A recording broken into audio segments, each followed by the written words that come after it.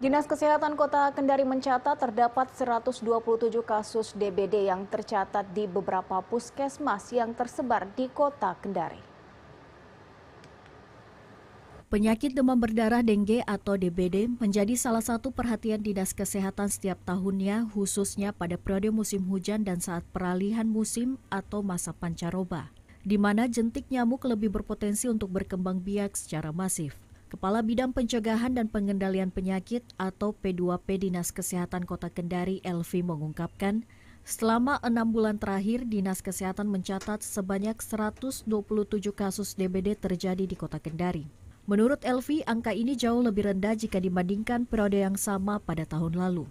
Elvi menjelaskan seluruh kasus tersebut tercatat pada data puskesmas yang tersebar di Kota Kendari, di mana 3 puskesmas mencatatkan kasus yang cukup banyak, yakni Puskesmas Mata, Abeli, dan Poasia.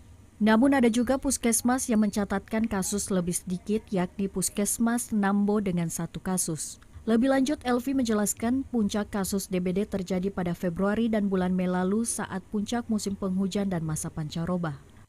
Untuk kasus DBD di Kota Kendari, mulai dari bulan Januari sampai dengan Juni 2025 ini kita sudah menemukan dan menangani sebanyak 127 kasus. Nah, 127 kasus ini jika dibandingkan dengan tahun 2024, alhamdulillah penurunannya jauh di bawah tahun 2024.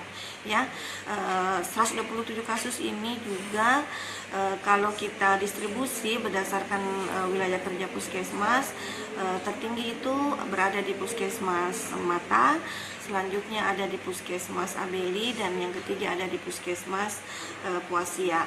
Namun ada juga beberapa puskesmas yang sampai dengan hari ini alhamdulillah kalau berdasarkan laporan itu masih berada di angka yang sangat rendah, yaitu Puskesmas Nambo, yaitu jumlah kasusnya hanya sebanyak 1 kasus di 6 bulan terakhir ini. Nah, di 127 kasus ini kalau kita lihat tren per bulannya itu memang kalau kita mau lihat tertinggi kasusnya untuk 2025 ini tuh berada pada bulan Februari dan bulan Mei kemarin.